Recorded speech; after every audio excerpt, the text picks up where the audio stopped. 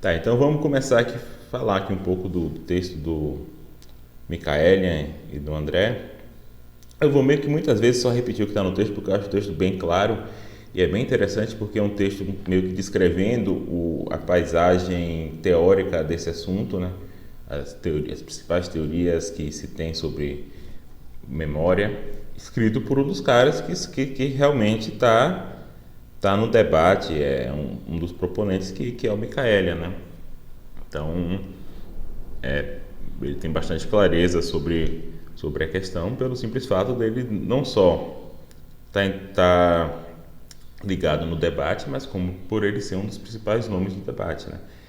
Michaelian ele propôs essa teoria chamada simulacionismo, né? Apesar de que o texto não é uma defesa do simulacionismo, né? O texto ele tenta explicar a teoria causal, a teoria simulacionista e a teoria funcionalista.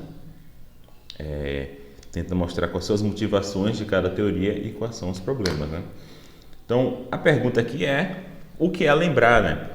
O que é lembrar em oposição, por exemplo, a imaginar algo, né? Quando podemos dizer que um sujeito lembra de um evento passado, né? A teoria causal da memória, de acordo com a qual, para lembrar um evento, é preciso que aquela memória esteja conectada, seja causada pela experiência do evento passado. Então a gente falou disso na aula passada, na teoria causal, para que uma experiência que eu tenha no presente se qualifique como memória, ela precisa estar ligada da maneira correta ao evento que eu estou lembrando, né? Na verdade, para ser mais preciso, a experiência passada que eu tive daquele evento. Então, se você supor que a experiência passada que você teve do evento também é causal, né? Então, de alguma forma, tem uma relação causal com o evento ele mesmo, né? E essa teoria dominou por muitas décadas o modo como os filósofos da memória responderam essas questões, né? Mas recentemente foram propostas algumas alternativas, né? Então, ele fala da teoria simulacionista, né? Que meio que borra um pouco as fronteiras entre lembrar e imaginar, né? Diz que, dado o modo como os sistemas cognitivos funcionam, é implausível exigir que a memória seja ligada causalmente com o evento passado. A gente vai ver, também não é uma teoria malucona que tudo vale não, tá? Mas, assim, eles têm alguns bons motivos para pensar que não faz sentido a gente exigir que haja uma relação causal entre a memória e um evento passado. E a teoria funcionalista, né, que diz que a memória tem a ver com a produção de crenças, em algum sentido. Não vou entrar tanto em detalhe aqui, que depois, quando a gente for falar da teoria, a gente fala melhor sobre ela, né? E aqui ele faz esse aviso aqui, que é interessante, né? Que também a gente viu essas diferenças entre tipos de memória. Ele fala o seguinte: antes de procedermos à discussão central do artigo, será de utilidade definir com mais precisão o que entendemos por memória ou lembrar, né? Ele vai falar, o artigo é sobre o que usualmente se denomina memória episódica, né? E não sobre memória semântica, e não sobre, né, memória semântica factual, proposicional, como você quiser chamar. Memórias episódicas são memórias de eventos particulares que experienciamos no passado.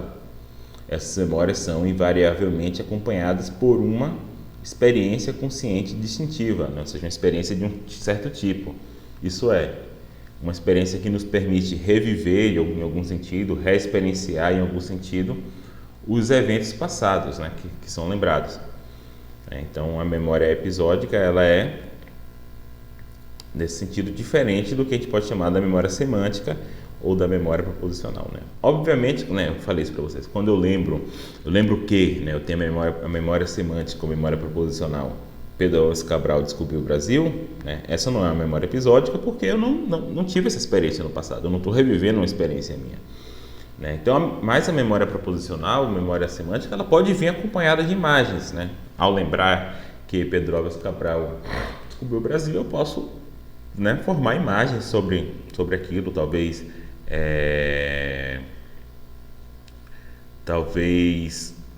a partir de figuras que eu vi no livro de história, talvez a partir de pinturas, talvez a partir da minha própria imaginação do que eu acho que deveria ser a costa brasileira naquela época, os povos indígenas, eu posso formar uma imagem.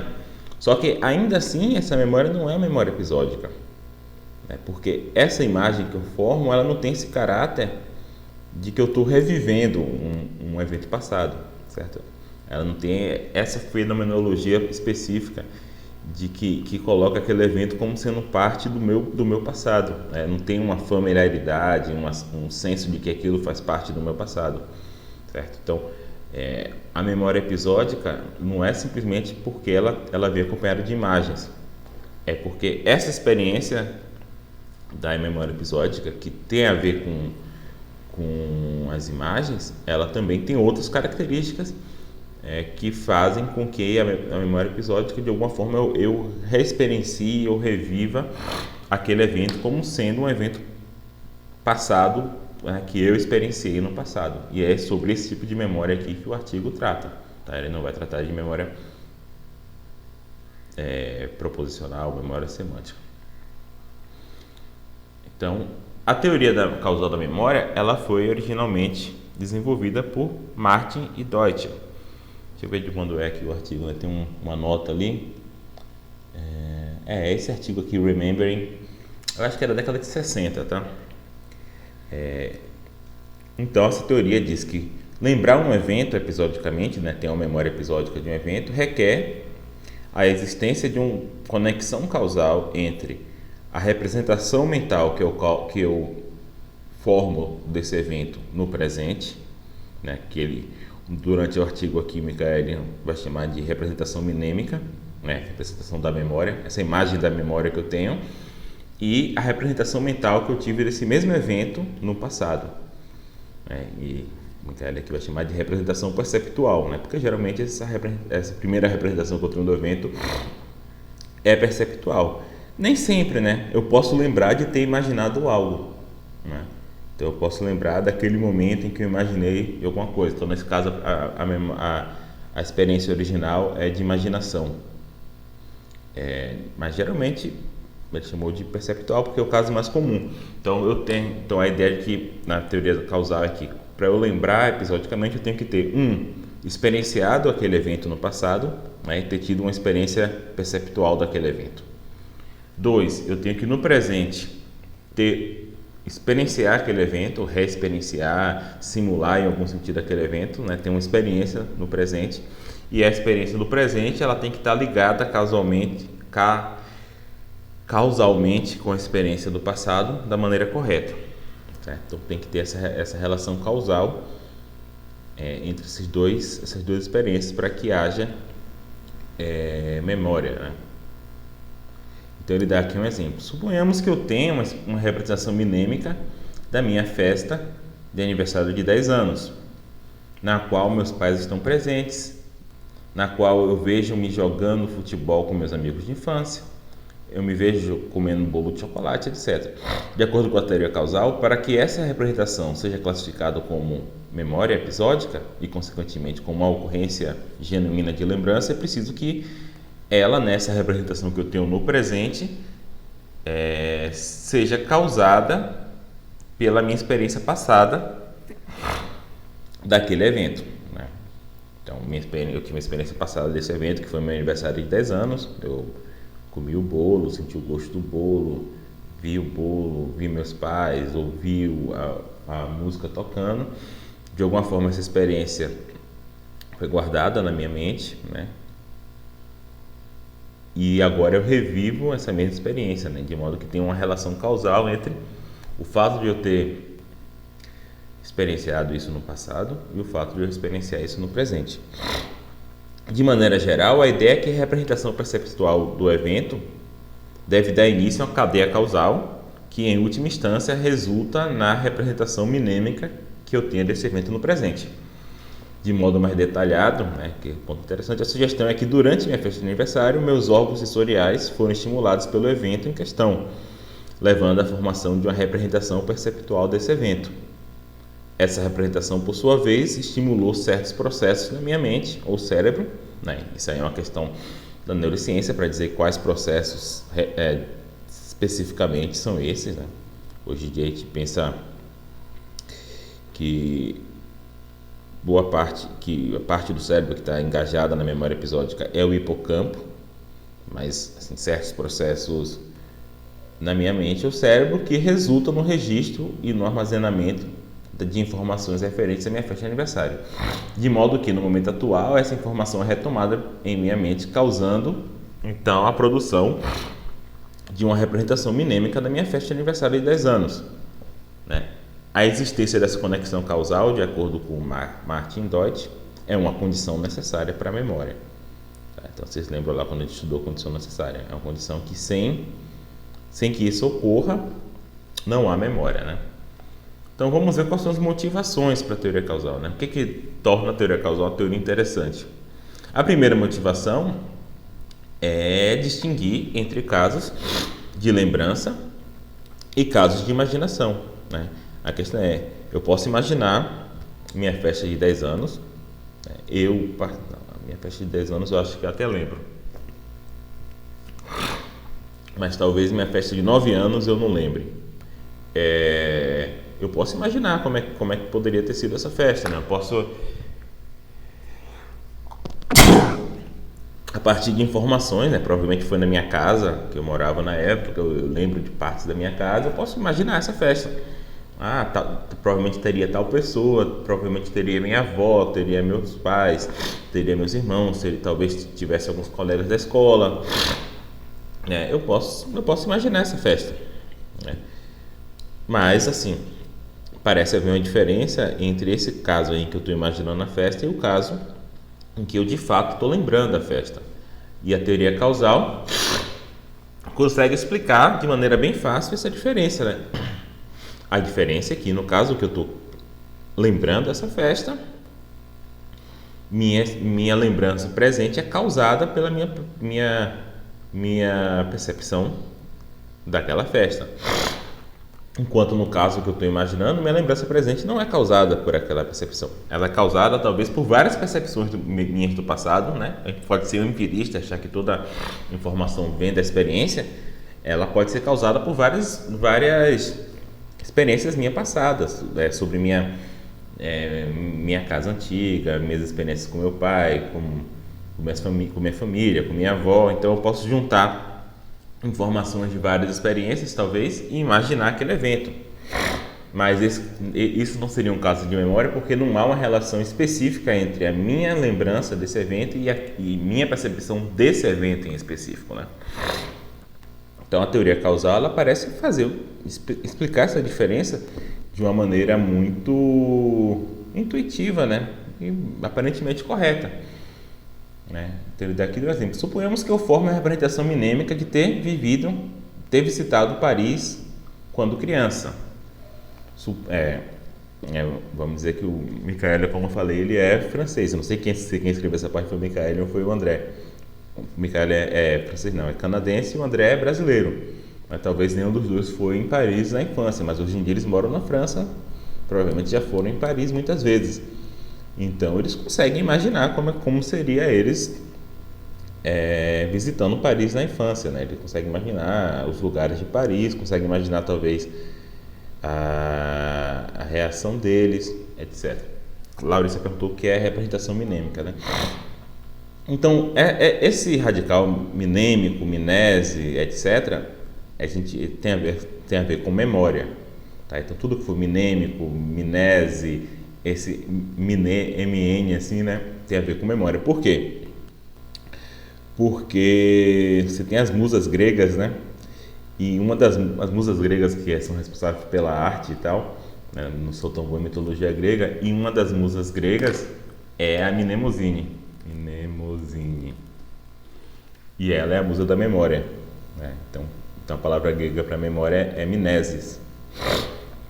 E por isso que o radical para memória, tanto em português quanto em inglês, é esse, né? Então minêmico, mnesis, etc. Então a representação minêmica é a representação da memória. O que ele está chamando de representação minêmica é essa experiência mental que eu tenho no momento que eu estou lembrando, né? Então a questão aqui esse cara, ele, tanto o André quanto o Michael, certamente, o Kircher, né? Certamente eles conseguem imaginar como seria eles terem visitado Paris quando criança, né? E suponhamos que por algum motivo eles até representem esse evento como sendo experienciados por ele, né? Vamos dizer que eles estão enganados e realmente começaram a achar que foram em Paris quando criança, né? Então eles não só imaginam esse evento, como eles tomam isso daí como tendo acontecido, mesmo que não tenha acontecido de fato. Nesse caso, pelo menos do ponto de vista intuitivo, parece natural dizer que, embora pareça para ele que ele está lembrando de ter visitado Paris quando criança, na verdade ele está só imaginando, né? Porque não é o caso dele ter ido em Paris quando criança, né? Então a teoria causal nos dá um critério muito simples para distinguir os dois casos, né?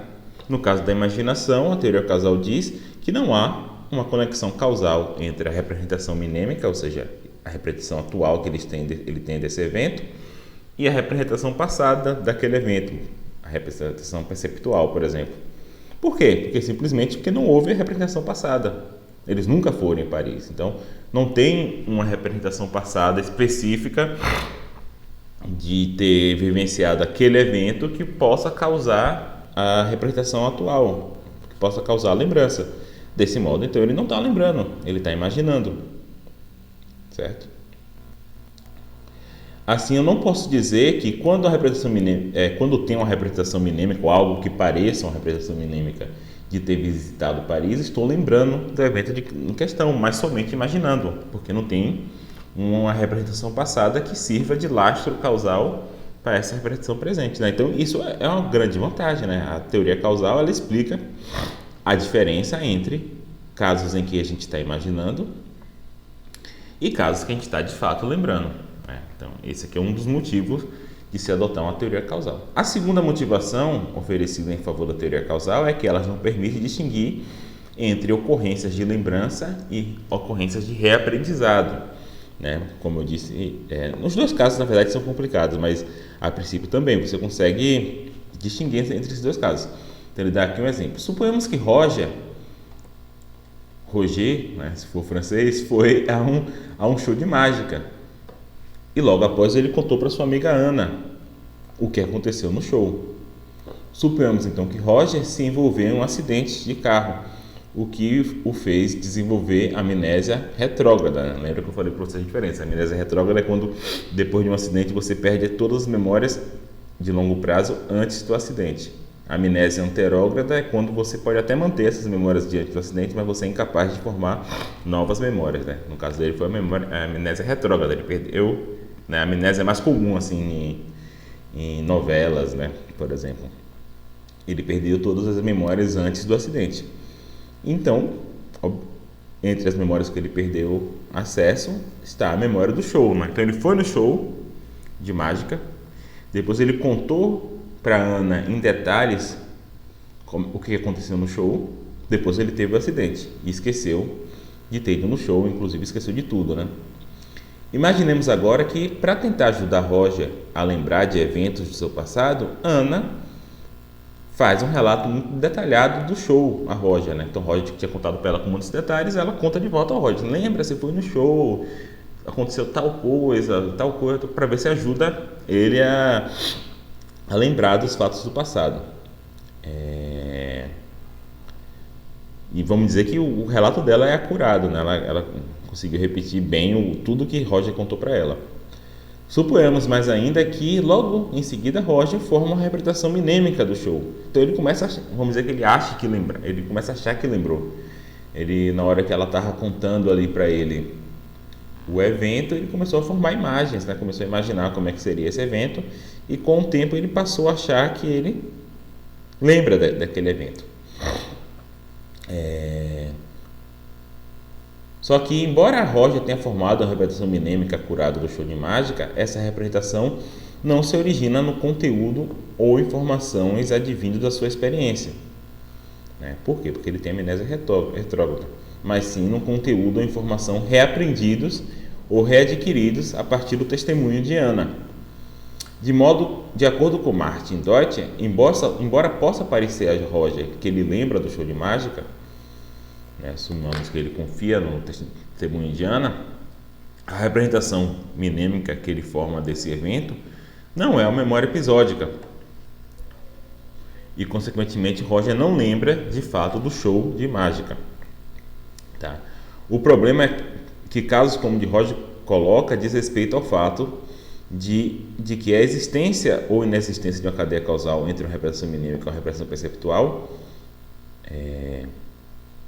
Então, o ponto é que, olha só, na teoria de Martin Deutsch, esse não é um caso de memória.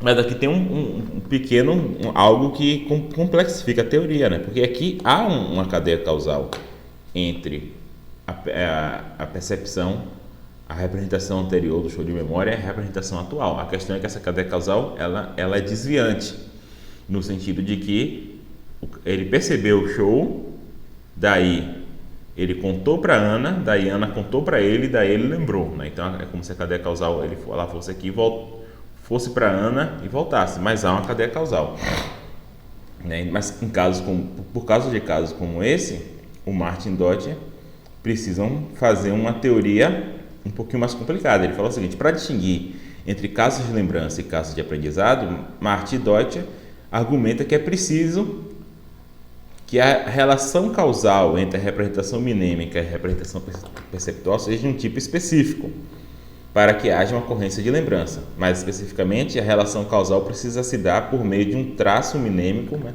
Então, traço mnemônico, a gente não sabe muito bem até hoje como é que lembranças são guardadas no nosso cérebro, tá? Não há uma teoria que diga como é que as lembranças são guardadas. Tem várias teorias, né? Teorias até promissoras, né? Tem a ideia de que, na verdade, lembranças são padrões de conexões entre neurônios. Então, na verdade, a lembrança ela é um fortalecimento de algumas conexões entre neurônios, né? Talvez crescimento de dendritos entre neurônios e tal. Tem várias teorias, mas a gente não sabe bem exatamente como é que é guardada a informação no cérebro, tá? Então, para meio que contornar essa dificuldade, os filósofos às vezes falam, até psicólogos também falam, de traço de memória. Traço de memória é o que quer que seja que guarda a memória no cérebro. A gente não sabe o que é, vamos chamar de traço de memória. Tá? Para distinguir entre os casos de lembrança e os casos de aprendizado, Martin Deutsch argumenta que é preciso que a relação causal entre a representação mnemônica e a representação perceptual seja de um tipo específico para que haja ocorrência de lembrança. Mais especificamente, a relação causal precisa se dar por meio de um traço mnemônico, né? Traço mnemônico ou traço de memória, né? Lembrando que mnemônico tem a ver com memória, que é causado pela representação perceptual e que causa a representação mnemônica, né? Então, para além de haver uma representação mnemônica, uma relação causal, para poder distinguir esses casos de reaprendizado em que há desvio na cadeia, Martin Deutsch fala que não, olha só, tem que ter uma relação causal e essa relação causal ela tem que ser sustentada por um traço mnemônico, tá? E além disso, esse traço mnemônico tem que ser um estado interno do sujeito, que é preservado ao longo do tempo, né? Então aqui você vê que ele já está excluindo casos de mente estendida, de o cara que escreve no caderninho, etc, etc. Certo? Então tem essa questão a mais aqui na teoria. Para exemplificar, consideramos o caso de Roger novamente. Imaginemos que Roger tenha ido ao show de mágica e tenha registrado certas informações sobre esse show no seu cérebro, a partir de uma representação perceptual, né? O estado cerebral que registra essa informação é o traço mnemônico, né? Como eu falei, é o que quer que seja que guarda a informação. Esse traço é então armazenado, de modo que, quando Roger se lembra do evento antes do acidente, ou seja, antes dele perder a memória, esse traço é retomado em seu cérebro, causando assim uma representação mnemônica do evento. Então, nesse caso aqui, Martin e Deutsch dizem que Roger se lembra do evento antes do acidente, né? Por exemplo, quando ele estava contando para para Ana, ele estava se lembrando do evento para poder contar para ela. Por que que Marty Dort acha que ele lembra nesse caso? Porque a conexão causal entre sua representação minêmica e sua representação perceptual se dá de modo apropriado, isso é, através de um traço minêmico. Considere agora a situação em que, depois do acidente, Roger forma uma representação minêmica do show de mágica com base no relato de Ana. Para Marty Dort, esse não pode ser classificado como um caso de lembrança, mas sim como um caso de reaprendizado, justamente porque a conexão causal entre a representação minêmica e a representação perceptual não se dá de modo adequado, isso é, a representação é causada pelo testemunho de Ana e não pelo traço minêmico, formado a partir da experiência no evento. Né? Além disso, a conexão causal é externa, nesse caso, pois se estende para além do indivíduo. Né? Então, quando ele forma essa representação minêmica depois do acidente, né? Até é relacionado a um traço minêmico, mas é relacionado a um traço minêmico que foi causado pelo acidente, pela testemunho de Ana, né? E não pelo traço minêmico que foi criado na percepção do evento. Então, por isso, a teoria de Marty Dort diz que, olha, esse aqui é um caso de reaprendizado, não é um caso de lembrança, tá? E isso também parece ser uma boa característica da teoria, né? Porque realmente parece haver essa diferença. E a teoria parece estar fazendo a distinção aqui da maneira correta, né? Há dois problemas centrais na teoria causal, né? O primeiro problema é que a teoria causal enfrenta é que ela considera casos de representação minêmica que usualmente classificamos como memória, como sendo ocorrências de reaprendizado. Né? Esse primeiro problema ele não é tão grave, porque depende muito, varia de pessoa para pessoa, se elas consideram esses casos de lembrança. Né? Ele fala o seguinte: não é incomum, por exemplo, dizermos que lembramos genuinamente de certos eventos do nosso passado, como ter pescado um grande peixe quando criança, com base nos testemunhos de nossos pais ou amigos, ainda que inicialmente não fôssemos capazes de retomar informações sobre esse evento sem o auxílio do testemunho de outras pessoas. Né? Então, aqui é meio complicado, mas o ponto principal que me parece aqui é o ponto que eu falei na aula passada. A questão aqui é que parece que não há uma fronteira tão clara entre as coisas que você lembra, mas que para você lembrar você precisa de uma pista, né, de uma ajuda, de uma circunstância externa específica. Né? Esse deve ser caso de lembrança, né? Quando você, por exemplo, vai em um lugar parecido, você vai no Pesca e Pague parecido com aquele que você ia na infância, e isso dispara a sua lembrança. Né? Então, a ocorrência de eventos externos que disparam lembrança é compatível com casos de lembrança. Né? Não parece haver uma distinção tão clara entre esses casos, em que você tem um evento externo que dispara a sua lembrança, e o caso em que você lembra, que você não lembra, que na verdade, quando seu pai contou, você imaginou o evento. Né? Parece que há, na verdade, um contínuo aí, né? em que você, mais da sua lembrança, ela é totalmente voluntária, e menos realmente causada por seu pai ou algo desse tipo.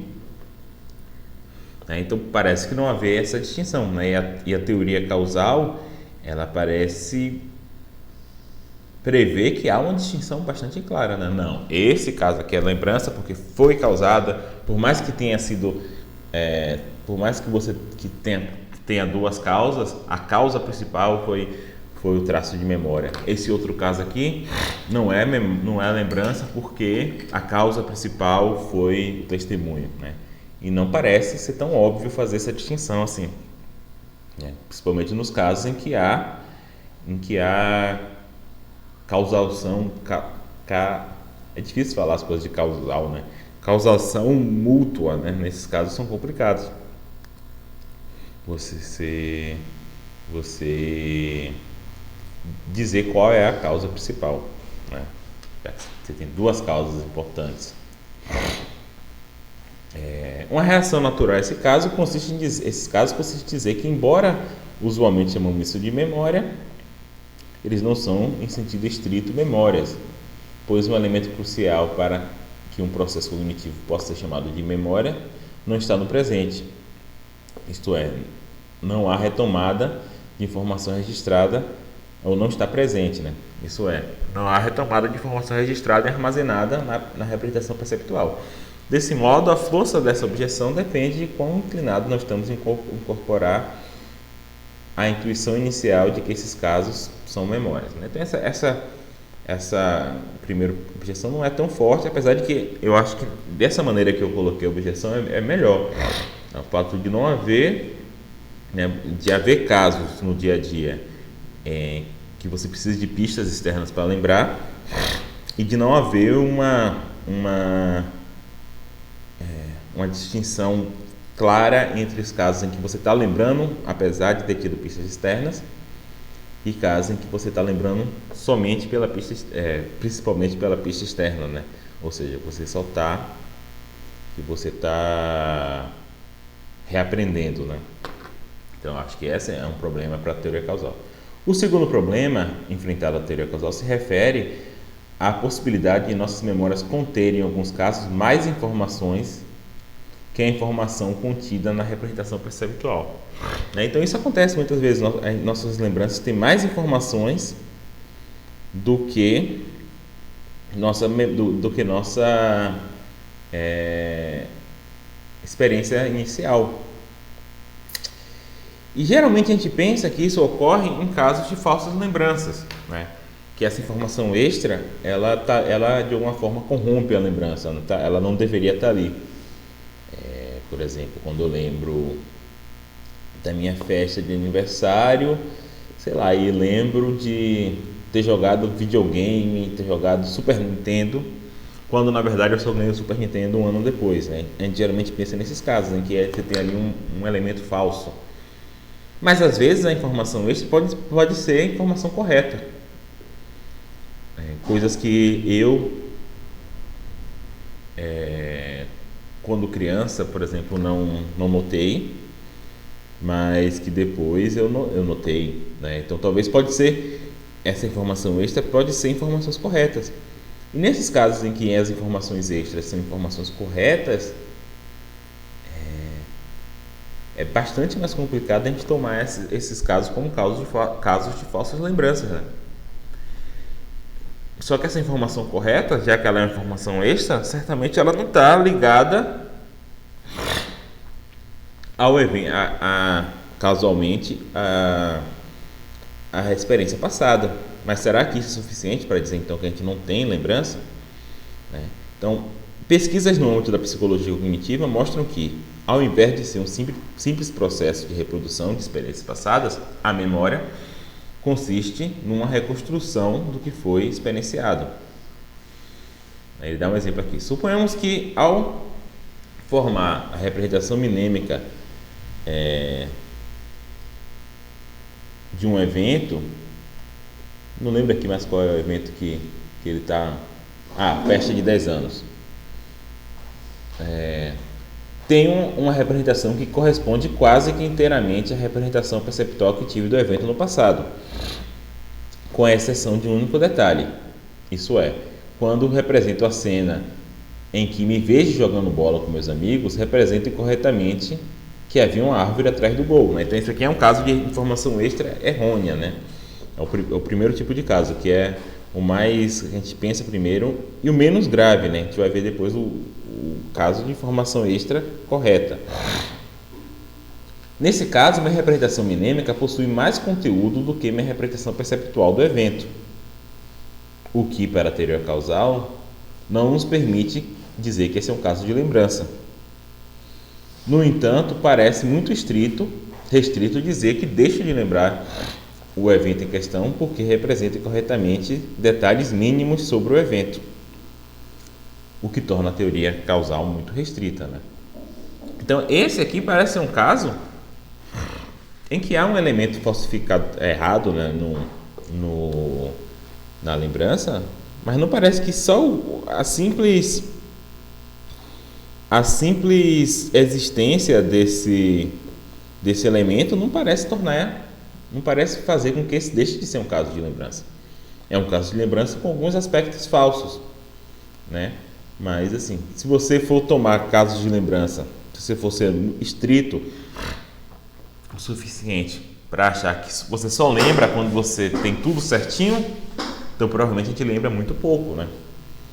Dado o caráter reconstrutivo da memória, né? E a teoria. Então você pode errar na lembrança de dois motivos, né? Às vezes, acho que até nesse livro aqui do Schachter ele usa esse termo. Você pode ter erros de omission, e comissão é uma palavra que não tem em português, né? Erros de comissão, que em inglês tem essa palavra que é commission. Erros de omissão é erros por falta, né? Sua memória muitas vezes erra porque você perde detalhes, você tem uma representação menos informativa do que a original. A teoria causal, ela tá de boa com esses erros. Tudo bem, o traço minêmico, aí você pode ter alguma teoria, o traço minêmico ele enfraquece, etc, mas ele está lá e você tá puxando o mesmo traço, então ainda assim é memória, mesmo que seja bastante fraca. Beleza. Mas as teorias causais, ela tem dificuldade com erros de comissão, ou seja, de erros em que você acrescenta informação. Nesse caso aqui específico, você acrescenta informação falsa, né? Então, certamente, sua lembrança aqui tem um aspecto falsificador. Mas será que qualquer mínimo acréscimo já é motivo para você dizer que não é lembrança? Né? Parece ser um exagero, né? Até porque a relação entre uma lembrança verídica, né? Realmente um caso de lembrança que está tudo correto, e um caso de lembrança, como dizer assim, completamente falsa, parece haver também um contínuo, né? Em que vários casos de lembrança estão aqui no meio. Casos em que você lembra, mas você errou uma corzinha ali, você errou o cabelo ali, mas ainda assim parece que você lembra. Só que o problema é o seguinte: se você errou o cabelo da sua mãe, vamos dizer, na sua lembrança, certamente aquele outro cabelo da sua mãe, muito provavelmente ela está relacionada a outro, vamos dizer, a outro traço minêmico, né? Às vezes você vai imaginar sua mãe com o cabelo que ela tinha mais ou menos naquela época, mas não exatamente naquele dia. Então esse seu acrescentar na memória tem a ver com outro traço minêmico, e aí você não vai ter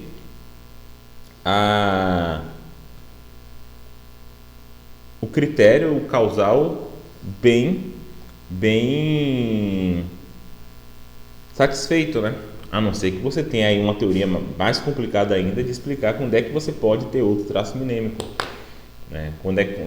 Porque a teoria causal, a princípio, ela tenta relacionar uma experiência no presente com uma experiência no passado, né? E aí você teria que ter uma teoria causal mista em que você desse conta desse fato de que às vezes você pode pescar informação em várias experiências do passado para construir aquela representação minêmica. E aí está uma limitação da teoria causal. Tá? Só que esse segundo ponto aqui que é mais interessante. Há um sentido mais fraco em que a teoria pode gerar ou ganhar conteúdo, sem que necessariamente a representação final tenha conteúdos inacurados, né? Então esses são casos mais complicados para a teoria causal. São casos em que esse conteúdo extra ele é correto. Então, se você está lembrando uma coisa do passado e esse conteúdo extra que você está colocando, ele é correto, por que diabo você vai dizer que esse não é um caso de lembrança? O caráter constitutivo da memória implica a ideia de que representações minêmicas inteiramente verídicas podem conter informações que se originam em mais de uma representação perceptual. Então, se eu vou lembrar do meu aniversário de 10 anos, para formar essa imagem do passado, talvez eu busque informação em mais de uma experiência do passado, né? Talvez uma das experiências do passado seja realmente da minha festa de 10 anos, mas talvez eu pegue outras experiências da minha casa, para eu saber os detalhes da minha casa, outras experiências que eu tive dos meus amigos para saber os detalhes dele, e talvez, ao fazer isso, eu faça tudo certo. E na minha representação minêmica agora, ela seja uma representação minêmica até mais rica do que minha percepção na época. Talvez na época lá eu estava tão animado com a festa que eu não estava nem olhando direito para os convidados, não estava nem olhando direito para casa, eu estava só prestando atenção nos presentes e sei lá, em coisas, né, crianças animadas com festa. Então talvez minha representação minêmica ela seja não só correta, como ela seja mais detalhada do que a informação passada, porque eu tomei como base mais de uma percepção passada. Então esses casos são muito mais estranhos você dizer que não, você não lembra. Você fez bem demais, né? Para você lembrar, você tinha que fazer um trabalho mais porco, porque nesse evento passado aí você não estava prestando atenção em muita coisa. Por exemplo, posso ter uma representação minêmica da minha festa de aniversário que seja inteiramente acurada, mas que alguns elementos, o conteúdo, por exemplo, com a informação de que comi bolo de chocolate, não se originam em informações registradas e armazenadas na representação perceptual da minha festa de aniversário, mas sim em representações perceptuais de outros eventos, como outra festa de aniversário, ou como, por exemplo, eu lembrar, porque eu lembro de ver minha mãe conversando com minha tia e pedindo para ela fazer um bolo de chocolate para minha festa, eu represento a minha festa como tendo um bolo de chocolate, por mais que no momento da festa eu estava tão animado que nem comi o bolo, nem olhei para o bolo, certo? Nesse caso, minha representação minêmica ganhou ou gerou conteúdo, no sentido de que esse conteúdo, embora verídico e acurado, não tem sua origem na representação perceptual do evento que é representado minemicamente, certo?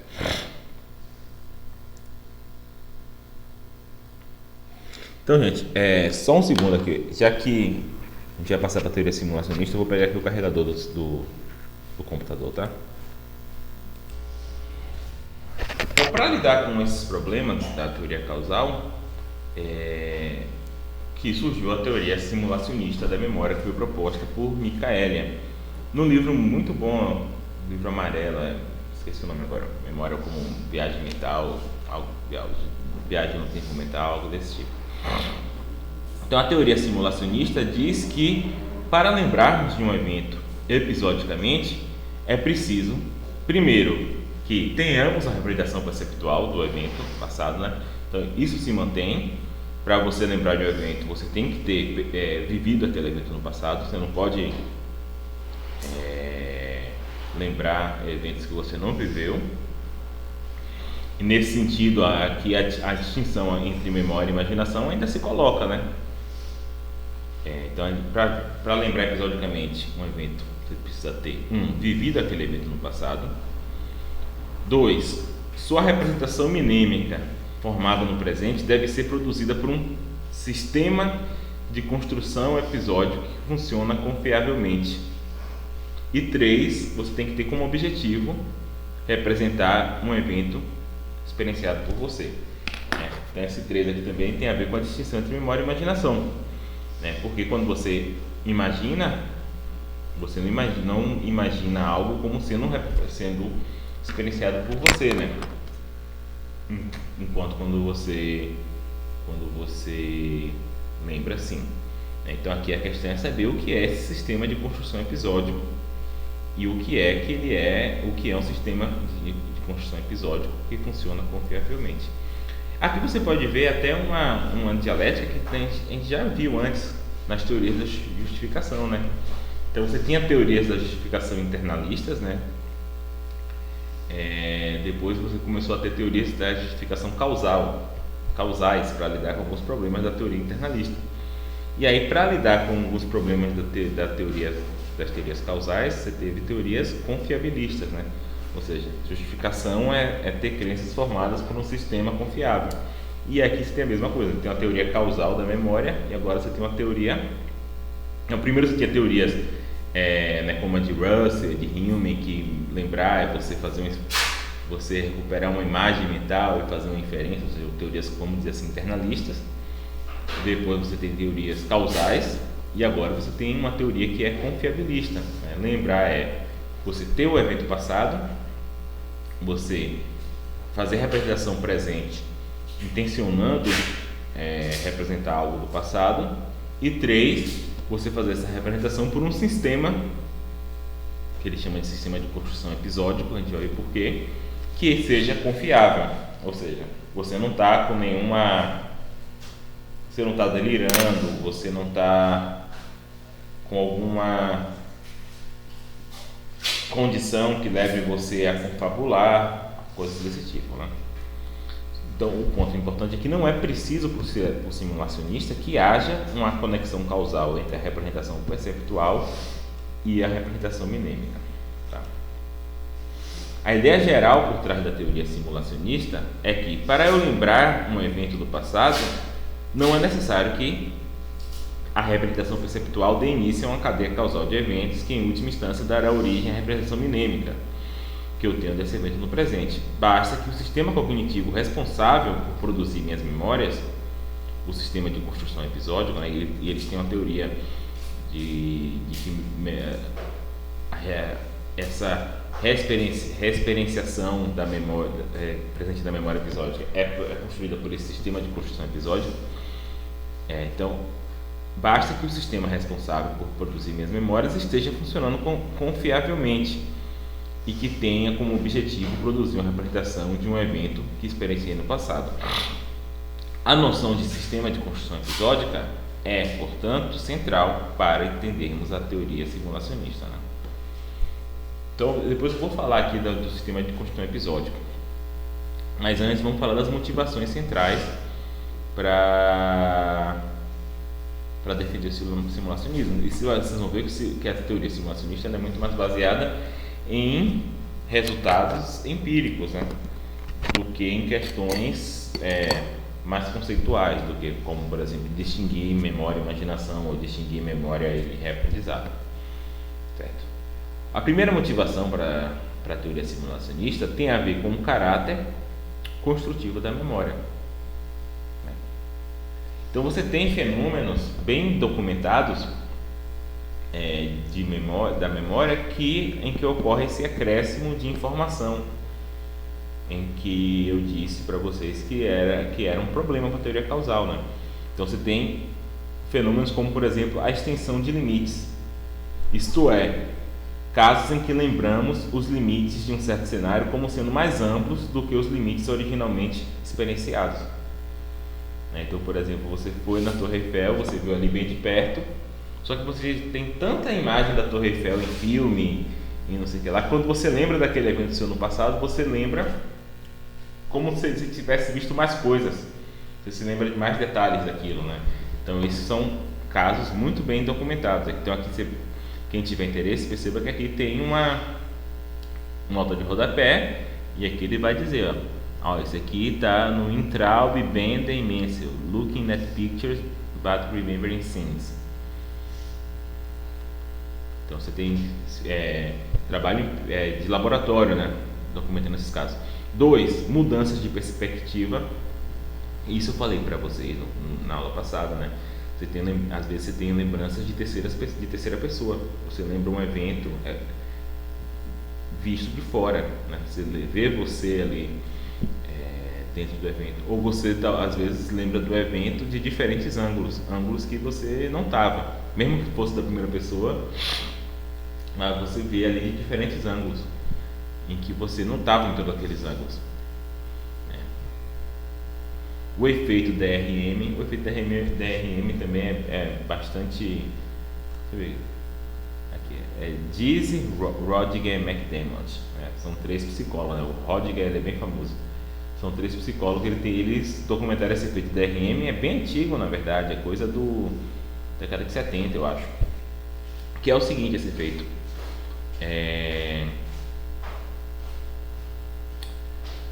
Eles te dão uma lista de palavras, certo? Em que essa lista ela tem, vamos dizer assim, uma palavra que suscita, que inspira a lista, mas ela não está na lista. Por exemplo, a palavra pode ser quarto, só que essa palavra não está na lista. Então eu dou a lista que fala assim: cama, guarda-roupa, ventilador. Eu falo várias coisas que tem no quarto, só que eu nunca falo a palavra quarto. Na hora de lembrar essa lista, depois essa primeira fase de estudo, né, de 2 palavras: cama, lençol, dormir, descanso, sei lá, várias palavras que tem a ver com quarto. E aí depois, na segunda fase, eu te falo as palavras e te pergunto se você lembra dessa palavra ou não, né? Se essa palavra foi dita na primeira parte do estudo ou não. Aí eu falo assim: cama. Sim, cama está na primeira parte do estudo. Sofá. Não, sofá não está. E aí, em algum momento, o experienciador fala quarto. E é um efeito muito forte, muito robusto, que a maioria das pessoas lembra de ter ouvido a palavra quarto. Só que elas não ouviram. Elas ouviram outras palavras que têm a ver com quarto, né? Então, você tem vários fenômenos desse tipo que mostram que a memória ela é construtiva, né? No sentido de que, por exemplo, no caso do DRM, o mais provável é que quando ele está formando essas lembranças, na verdade ele está lembrando só do tema, né?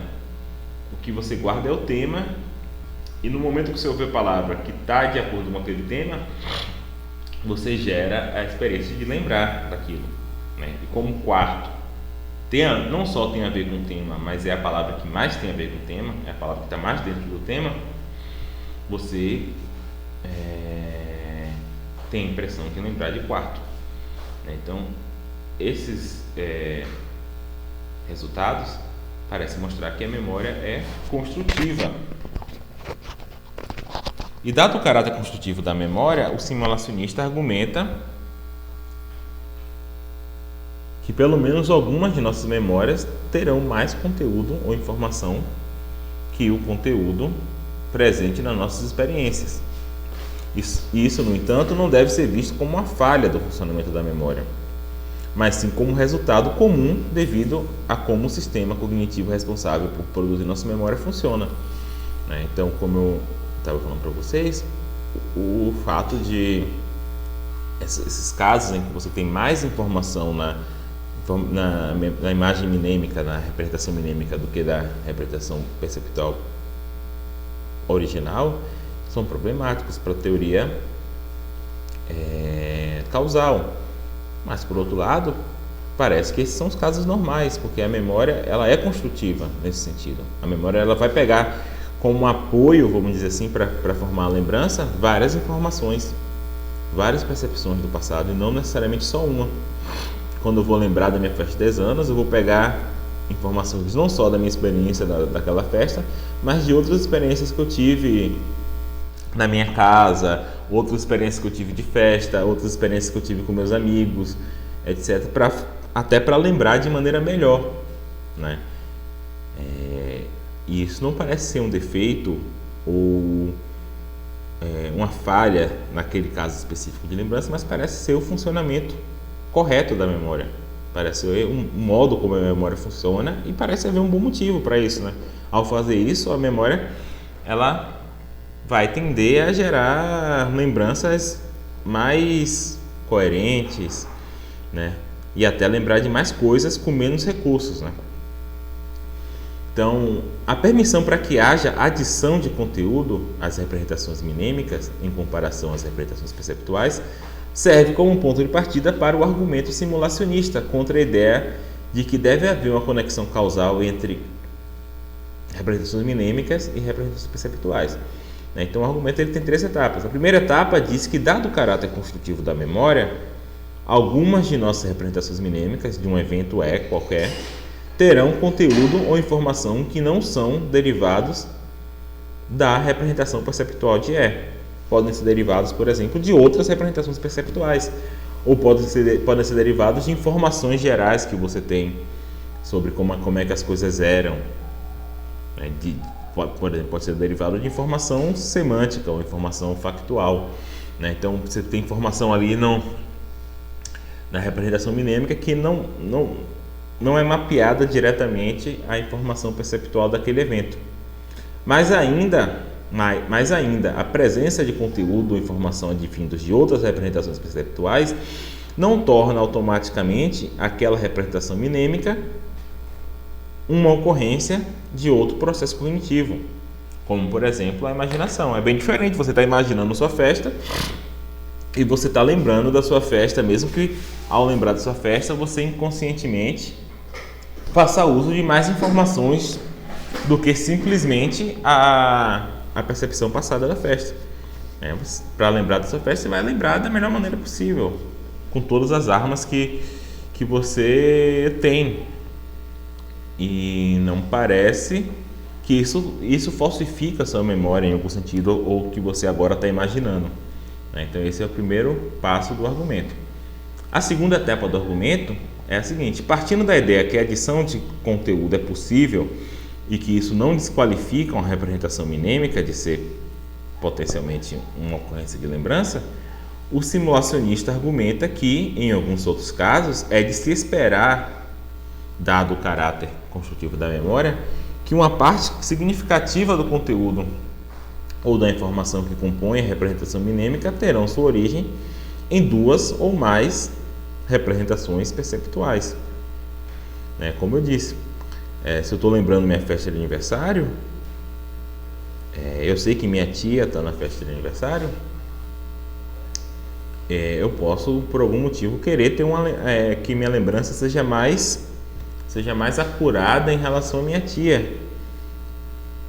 E daí, por exemplo, eu vi o rosto da minha tia muitas vezes. Eu sei o modo como minha tia se comporta porque eu já convivi com ela muitas vezes. Então, talvez ao fazer essa lembrança, eu tome auxílio em outras lembranças que eu tenho no próprio rosto da minha tia, para formar até uma imagem mais acurada dela. Você está entendendo? Então, o segundo passo do argumento é falar assim, que é até de se esperar que isso ocorra para muitas das nossas lembranças, que a gente apele não para uma experiência perceptual específica, mas para várias. Então, por exemplo, se vocês vão lembrar, vocês são no primeiro semestre, e acho que vocês nem foram direito na UFPB ainda, Vamos dizer que quando vocês estiverem no quinto semestre, vocês vão lembrar de alguma coisa na UFPB, vocês já foram tanto naquele lugar que o mais provável é que vocês utilizem informação de várias experiências perceptuais passadas para relembrar um evento da sua sala de aula, ou sei lá, da lanchonete, etc. E esses casos aí, como eu disse, é complicado para a teoria causal, porque a teoria causal ela pretende fazer uma relação estreita entre uma representação minêmica e uma representação perceptual. Só que agora provavelmente você vai ter várias representações perceptuais causando a mesma representação minêmica. E aí como é que fica a relação causal aí? Será que você vai dizer que não é um caso de memória, agora é um caso de imaginação, simplesmente porque tem mais informação? Você está usando de mais armas para ter uma representação mais acurada, melhor? Parece que não faz muito sentido, Parece que é bastante diferente você imaginar. Tudo bem, quando você vai imaginar algo que ocorreu na UFPB, você também vai utilizar a informação de várias representações perceptuais que você teve daquele local. Mas ainda assim parece diferente você imaginar um caso e você lembrar um caso, mesmo que nas duas situações você realmente utilize informações de várias representações perceptuais passadas. Então a terceira etapa do argumento diz finalmente que se o caráter construtivo da memória requer que aceitemos que grande parte das nossas representações mnêmicas, classificadas como ocorrências genuínas de lembrança, sejam compostas por informações advindas de várias representações perceptuais, né? Uma frase bem gigante, né? Isso aqui na verdade é uma frase só, meu Deus. Então, uma vez que a gente aceite isso, que muitas das nossas representações mnêmicas têm conteúdo de várias representações perceptuais, desde que a representação mnêmica final seja acurada, verídica, então é possível, pelo menos em princípio, que existam representações mnêmicas que são classificadas como ocorrências genuínas de lembrança, cujos conteúdos não têm nenhuma informação advinda da percepção original. Então aqui já é outro passo, né? Falando assim, então se a gente já está aceitando que tem informações de outras percepções,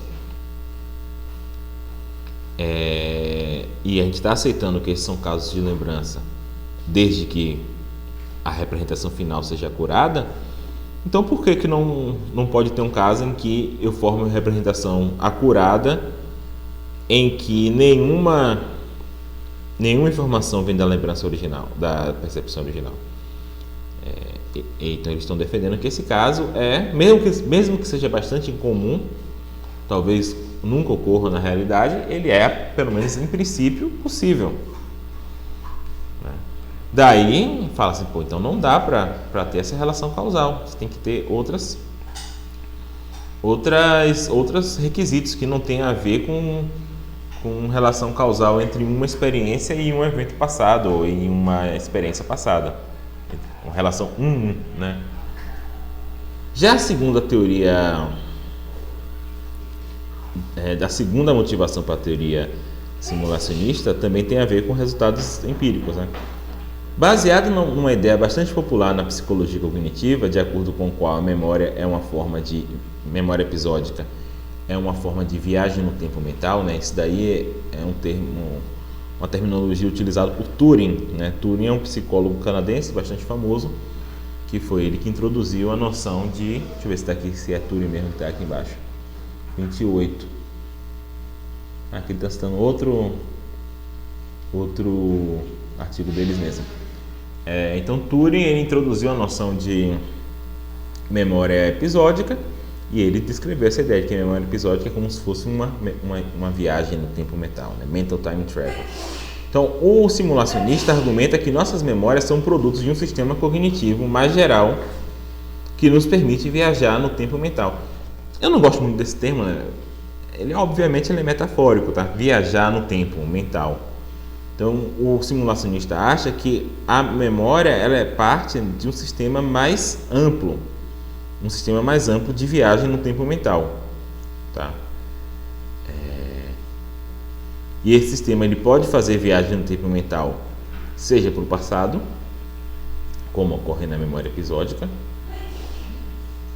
ou em pensamentos episódios contrafactuais, ou seja, quando você pensa como poderia ter sido o seu passado, se eu tivesse feito isso, como é que seria meu presente, né? Às vezes você está fazendo esse tipo de pensamento, né? Às vezes você tomou uma decisão errada na sua vida e você fica voltando àquele momento, imaginando que você tomou a decisão certa. Então esse aqui é um caso de pensamento episódico contrafactual no sentido de que é contra os fatos, né? Então, E perceba que esse aqui não é um caso também simplesmente de imaginação, porque o pensamento episódico contrafactual ele não é livre, né? Você realmente quer pensar, se eu tivesse tomado uma decisão diferente, como é que as coisas iriam ocorrer, né? Então, a ideia aqui é que esse pensamento episódico contrafactual ele é formado pelo mesmo sistema que gera a memória, né? Então esse sistema que gera a memória episódica, ele é responsável pelo pensamento contrafactual passado, sobre pensamentos futuros, né? Como por exemplo quando você imagina, muitas vezes a gente está ansioso, né? A gente vai apresentar um TCC, vai fazer um vestibular, algo desse tipo, e a gente se imagina fazendo isso no futuro, a gente fala assim, e se ocorrer tal coisa, né? Também é um tipo de pensamento contrafactual, que é importante para o nosso planejamento, né? O fato da gente imaginar possibilidades, coisas diferentes que possam ocorrer no futuro, pode nos fazer criar planos para o futuro, né? E estar mais preparado para contingências, né? Então a gente também tem esse pensamento episódico em relação ao futuro, né? Se imaginar fazendo alguma coisa no futuro, né? E se tal pessoa fizer tal coisa, eu vou fazer isso, tal pessoa fizer tal coisa. Então, a ideia do simulacionista é que a memória episódica ela é gerada por essa mesma capacidade que é responsável tanto pelo pensamento contrafactual passado quanto para o pensamento contrafactual futuro. A ideia básica é que representar um evento do passado, como na memória, e representar um evento do futuro, como na imaginação, nesses casos aí de pensamento contrafactual futuro, são processos cognitivos da mesma natureza, que são produzidos por um sistema cognitivo comum, que difere somente em sua orientação temporal subjetiva, né? E essa tese ela é confirmada por muitas pesquisas empíricas. Pesquisas empíricas recentes mostram que tanto memória quanto imaginação ativam áreas cerebrais semelhantes, né? Aqui tem um estudo, se você quiser ver, ó. Aqui. Ades, Wong, Schachter. Esse Schachter aqui, tá? Schachter do livro. Então, Ades, Wong e Schachter, lembrando o passado e imaginando o futuro. Substratos neurais comuns e distintos durante a construção de eventos e elaboração. Então tem um livro deles mesmos aí do Schachter, Ades e Buckner, chamado Lembrando o Passado e Imaginando o Futuro, a perspectiva do cérebro. Então você tem esses estudos empíricos mostrando que a imaginação, nesses casos de pensamento contrafactual passado e futuro, ela é rodada nas mesmas áreas do cérebro da memória. E além de existem também outras evidências que explicitam a proximidade desses dois processos, né? Tipo aqui, 30. Perrin e Michaela, né? Perrin é um cara que trabalha lá na Universidade de Grenoble-Alpes, né? Que é a mesma que Michaela trabalha. Só que ele é psicólogo. Michaela, o grupo de estudo dele é interdisciplinar, né? Tem psicólogos, tem neurocientistas e tem filósofos. Esqueci o nome até do grupo, gente. Se eu não tivesse vindo para a UFPB, eu ia estar tentando ir para lá, para esse grupo, mas agora eu esqueci o nome. Mas enfim, de modo mais crucial, o simulacionista diz que o motivo pelo qual o sistema cognitivo que nos permite viajar no tempo foi selecionado durante a evolução, né? Esse é uma questão interessante, né? Por que a gente teve uma faculdade de memória episódica? Por que essa capacidade de lembrar do passado com imagens, reexperienciando o passado, foi selecionada pela evolução? O que tem de vantagem evolutiva nisso, né? E a ideia aqui do simulacionista é que, olha, como esse daqui é o mesmo, na verdade é o mesmo sistema que você usa para projetar o futuro, é o mesmo sistema que você usa para lembrar, esse sistema foi selecionado pela sua utilização em projetar o futuro. Por exemplo, um grupo de humanos pré-históricos, vamos dizer assim, que vão caçar amanhã e eles estão traçando planos sobre o que fazer em várias contingências. Esses humanos têm a capacidade de imaginar o futuro, imaginar as possibilidades. Se o bicho correr para cá, se o bicho correr para lá, se o bicho avançar, se tiver mais de um, se alguém se machucar. O fato desses humanos serem capazes de imaginar essas contingências e se preparar para isso parece ter muita importância evolutiva, né? Ser eles capazes de fazer esse tipo de pensamento sobre o futuro, de estarem mais preparados para as contingências que podem ocorrer, parece que são seres que são mais aptos a sobreviverem e a deixarem herdeiros, né? Deixarem prole. Então, em outras palavras, é porque a memória é produzida por um sistema cognitivo mais básico, cuja função é permitir viagem no tempo mental, mais especificamente para o futuro, e porque a produção flexível de representações por esse sistema foi algo que nos permitiu evoluir, né? Ou seja, a capacidade de a gente imaginar o futuro de maneira flexível, né? Várias possibilidades, né? Certamente isso é algo até que distingue seres humanos de outros animais, né? A gente está talvez preparado para mais possibilidades de ocorrência de fatos do que outros animais. Então, essa capacidade que nós temos nos permitiu ser selecionado pela evolução, né? E é natural que a produção de representações orientadas ao passado ou viagem mental ao passado seja flexível no mesmo sentido, né? Então, eles estão aqui dizendo assim, teoria causal está tentando fazer uma distinção muito bruta entre memória e imaginação. Um é causado, o outro não é. Uma tem uma relação causal 1 a 1 com o evento do passado, o outro não é. E a teoria simulacionista não prevê essa distinção tão bruta.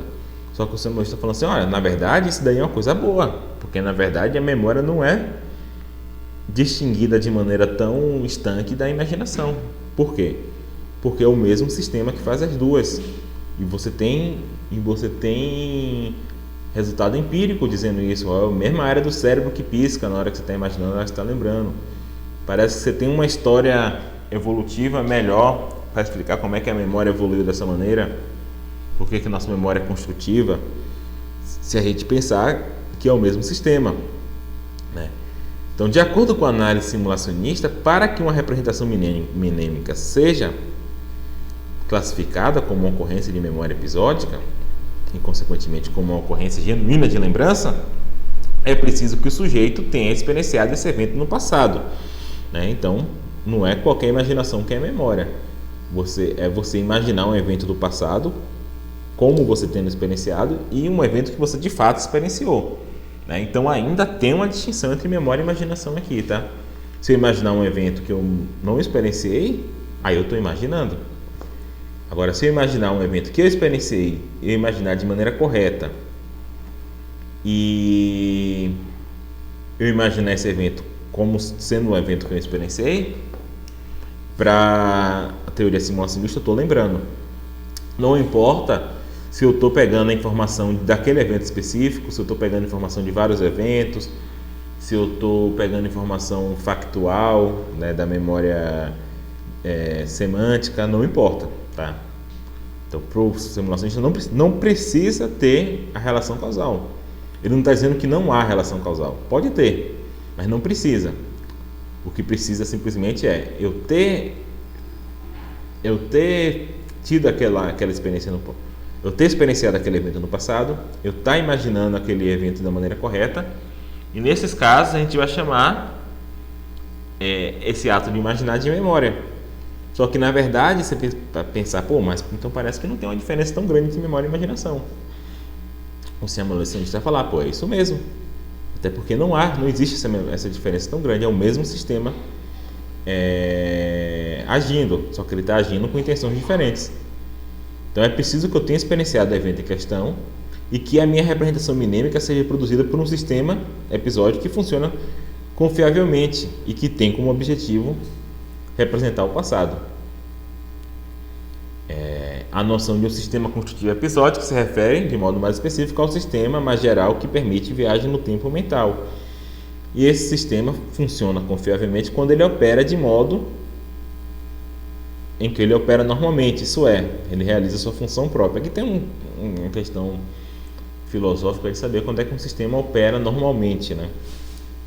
Eu acho que isso daí em psicologia é uma questão que muitas vezes entra para vocês, né? Quando é que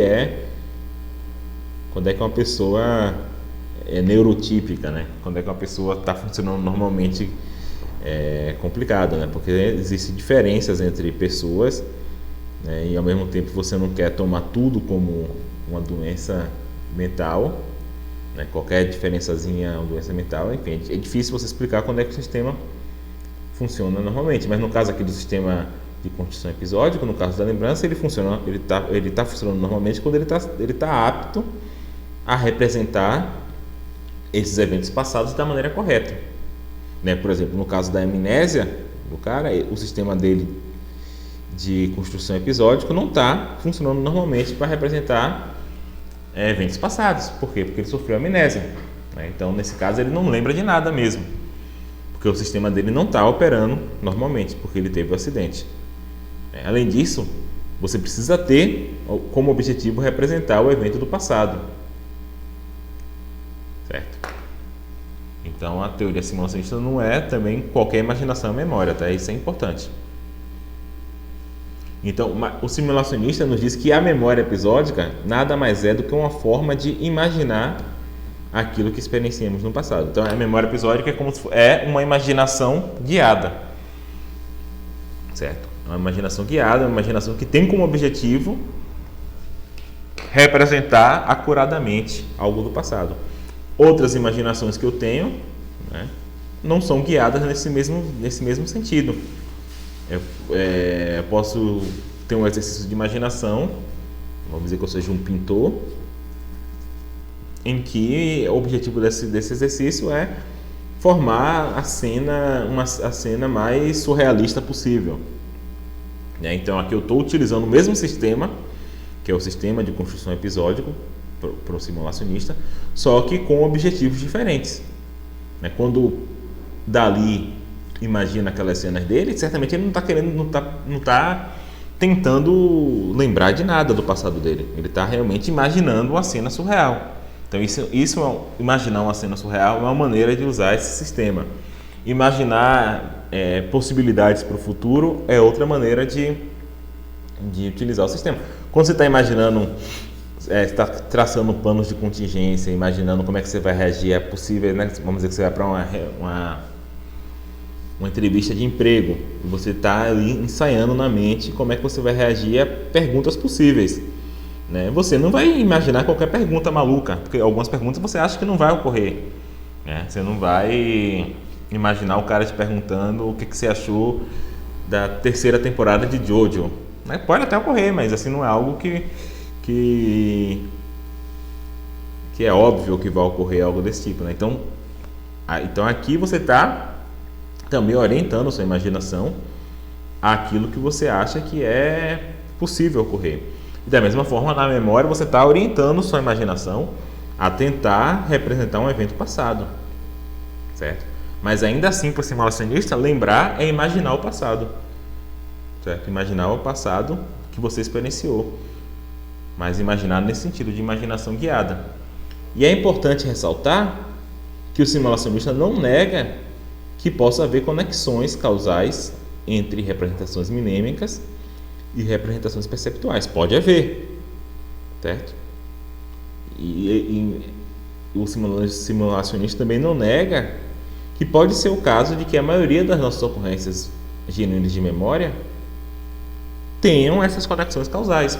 Pode ocorrer, né? Mas somente que a existência dessas conexões não é necessária para que o sistema de construção episódica produza ocorrências genuínas de lembrança, tá? Então, agora que a gente vai começar os problemas para teoria simulacionista, eu vou parar o vídeo aqui, tá? Aí depois a gente continua.